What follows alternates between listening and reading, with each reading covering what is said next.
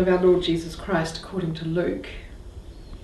The elders of the people and the chief priests and scribes rose, and they brought Jesus before Pilate. They began their accusation by saying, "We found this man inciting our people to revolt, opposing payment of tribute to Caesar, and claiming to be Christ, a king." Pilate put to him this question, "Are you the king of the Jews?" "It is you who say it," he replied. Pilate then said to the chief priests and the crowd, "I find no case against this man," but they persisted. "He is inflaming the people with his teaching all over Judea. It has come all the way from Galilee, where he started, down to here." When Pilate heard this, he asked if the man were a Galilean, and finding that he came under Herod's jurisdiction, he passed him over to Herod, who was also in Jerusalem at that time. Herod was delighted to see Jesus. He had heard about him and had been waiting for a long time to set eyes on him. Moreover, he was hoping to see some miracle worked by him, so he questioned him at some length, but without getting any reply. Meanwhile, the chief priests and the scribes were there, violently pressing their accusations. Then Herod, together with his guards, treated him with contempt, made fun of him, put a rich cloak on him, and sent him back to Pilate.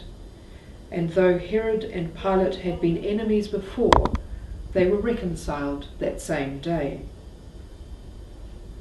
Pilate then summoned the chief priests and the leading men and the people. "You brought this man before me," he said, "as a political agitator. Now I've gone into the matter myself and in your presence, and find no case against the man in respect of all the charges you bring against him. Nor has Herod, since he sent him back to us. As you can see, the man has done nothing that deserves death, so I shall have him flogged and then let him go." But as one man they howled, "Away with him! Give us Barabbas!"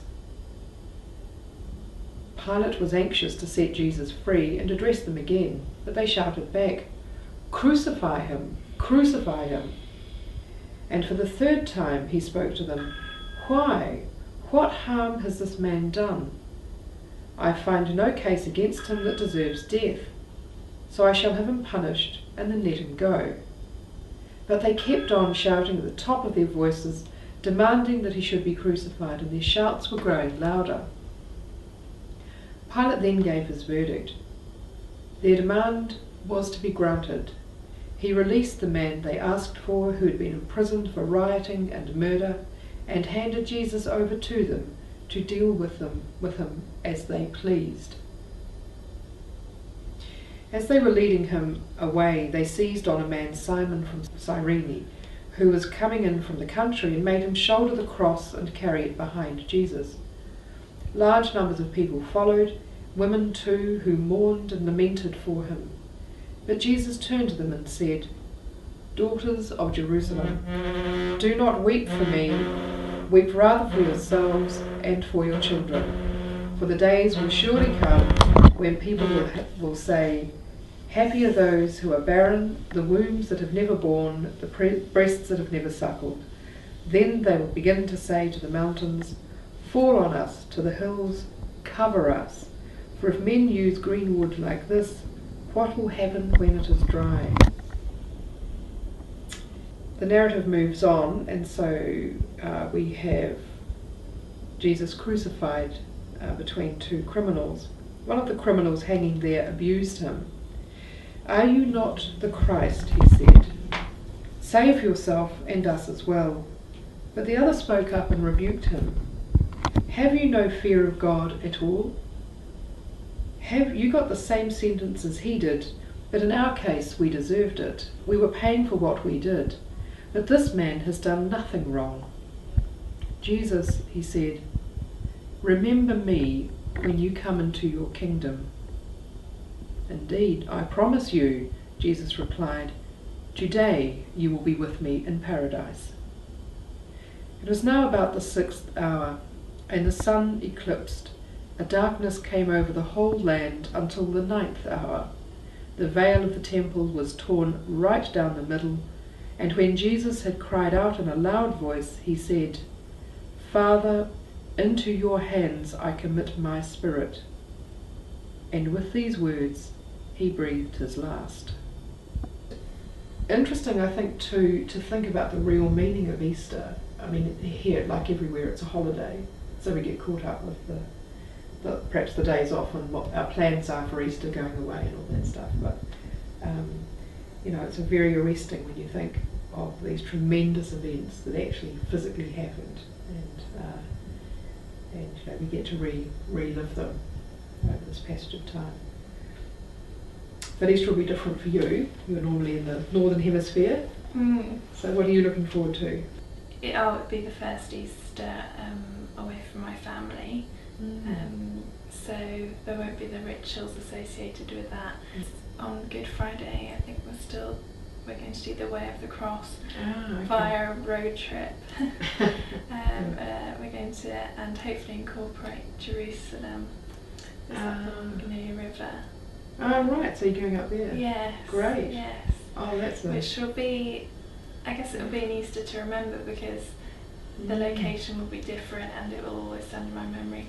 So I'm looking forward to that, and like you say, I'm kind of looking forward to going through those different days and remembering what actually happened on each day, and the meaning of those events, which we're all encompassed in that reading. It's a big reading, isn't it? And you get the sense that Jesus stops and talks to specific people, like that dialogue between the two criminals on the cross. You can think about that.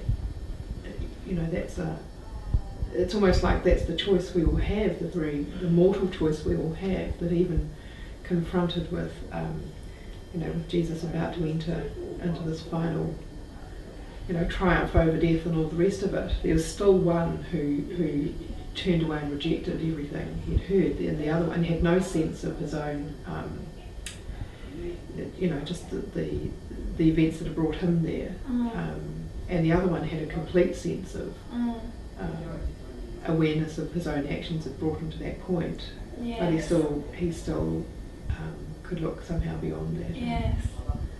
Well, I think that was quite an amazing. When I heard it again, I thought, oh, that's amazing, because that prisoner was in a hopeless situation. Yeah. He was being crucified. He had nothing, no material or no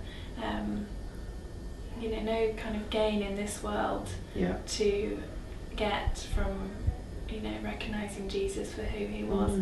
Yet in all his hopeless situation, he did choose to believe, and that's right. He was able just to acknowledge that who he was with. Funny, isn't it? It was they've both been famous from that time to this, and you go around places and you often see three crosses. So the two criminals are remembered, alongside Jesus. They've certainly entered our, our collective imagination. But yes, I suppose it's only because we know that it doesn't actually finish on the cross that it goes on from there. But that makes it such an important thing. But well, we'll look forward to Easter. Indeed. And you'll look forward to your Easter. An unseasonal Easter for you, and a very seasonal Easter for us. So I hope you enjoy all of that, and it'll be good. You'll have something to tell your family about too, I suppose, what it was like. Exactly, we'll swap Easter stories. Swap Easter stories and Easter eggs.